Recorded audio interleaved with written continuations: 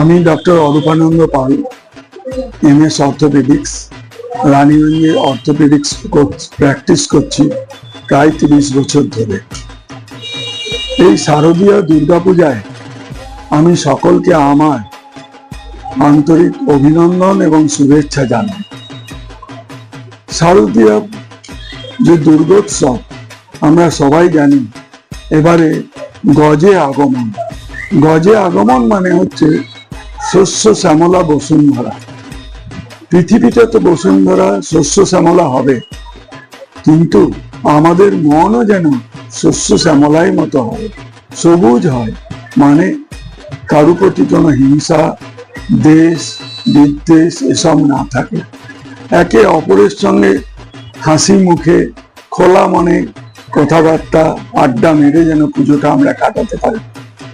এই আড্ডা মারতে গিয়ে যে অনেক জটলা হবে, অনেক আড্ডা হবে, সেখানে একটাই আমার বক্তব্য, যেন গাড়ি ঘোড়া সাবধানে চালায়।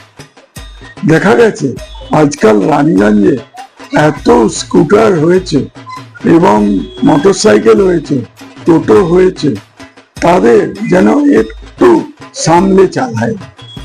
স্পিড লিমিট ক্রস করবেন না। গাড়িকেও বলবো তাই। আপনারা জানেন যে কোথায় ভিড় থাকলে কতটা স্পিডে গেলে সেফ থাকে। যারা যাত্রী তারাও সেফ, যারা পথচারী তারাও সেফ, এবং যে আরোহী সেও সেফ। সেই স্পিডে গাড়ি চালান।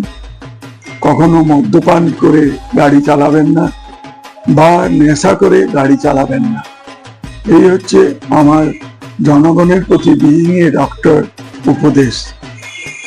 আবার আমি সবাইকে শারদীয়ার শুভেচ্ছা জানাই। আমি ডক্টর অরূপানন্দ